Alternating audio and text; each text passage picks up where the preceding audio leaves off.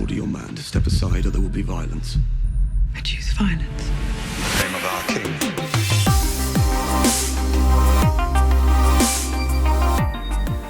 Hello everyone, Charlie in Westeros here yet again to talk about a rather strange episode of Game of Thrones, and that is the 8th episode of Season 6, entitled No One. Now, as far as no one is concerned, Arya certainly did turn out to be someone after all, but all that in due course, because first, let's start off by addressing events in King's Landing. Ah yes, behold the million chants going up of fans exclaiming their disappointment at Tommen blocking off the opportunity to have the infamous Clegane Bowl transpire. Well, fear not, my hunch is that the two brothers will face off at some point in the future, just not within the confines of King's Landing, or a trial by combat for that matter, necessarily.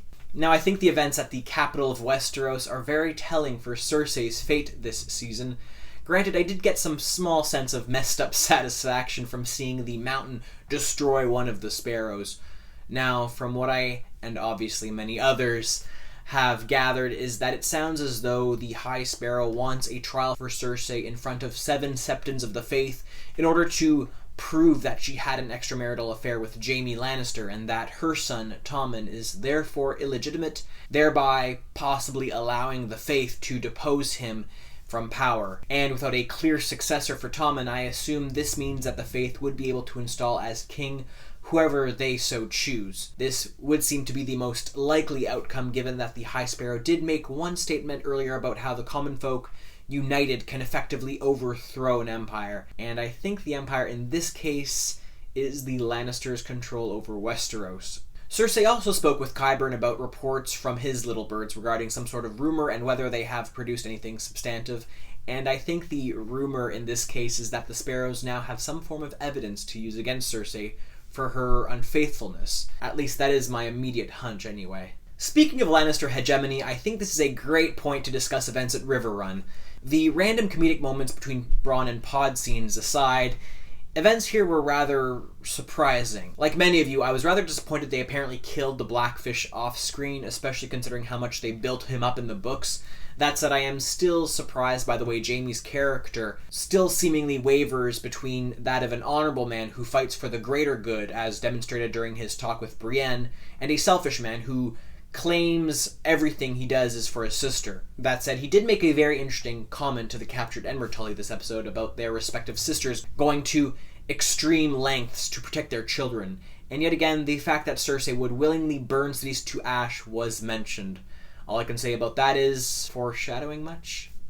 Anyway, while it is still frustrating to see Jaime so wrapped up about his sister in the show, I'm still very curious to see how this whole plot will be completed this season. Book spoiler alert, maybe he'll be the one to resolve the whole Valonqar prophecy after all. Well, with all that in mind, I think this is a good point to move on to another area of South Central Westeros with the Hound. Now, I will say I was rather happy to see that the Brotherhood without banners hadn't completely succumbed to murdering and killing innocent people like the 3 men they executed. Along with random penis jokes and a second penis shot this season, I think the most noteworthy information we learned this episode is that the Brotherhood, especially Thoros of Myr, are seemingly well aware of the White Walker threat coming from the north of the Wall, which goes to show that I think they will be wrapping up a lot of the internal conflicts in Westeros proper this season in order to focus more on the apparent threat in the far north for the remaining 2 seasons. Also, seeing that Beric Dondarrion is still alive, I am still quite doubtful we'll be getting Lady Stoneheart on the TV show,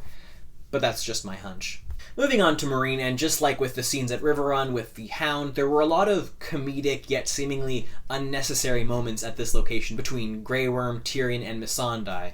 Nevertheless, the fact that the other slaver cities have betrayed their word and have begun their assault on Meereen, and with Dany back in the city, I think it's just a question of time until we get the Dothraki, and of course the Greyjoys to arrive and help fight off the attacking Giscari. And I do wonder if the 2 other remaining dragons will be retrieved by Dany in order to help fight off their assault in the remaining episodes. Now, let's talk about events with Arya.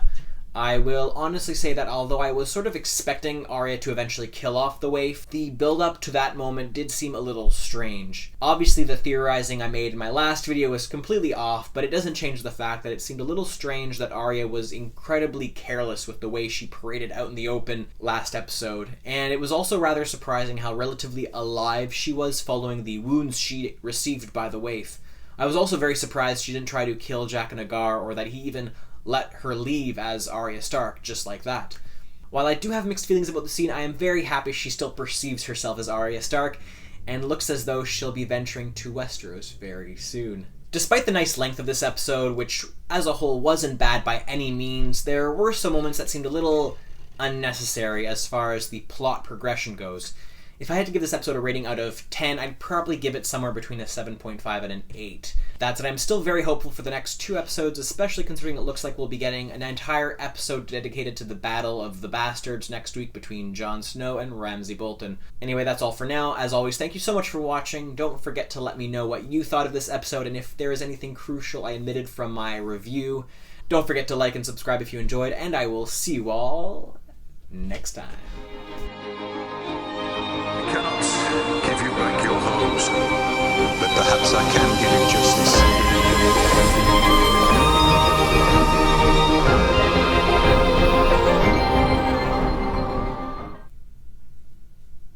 Cheers.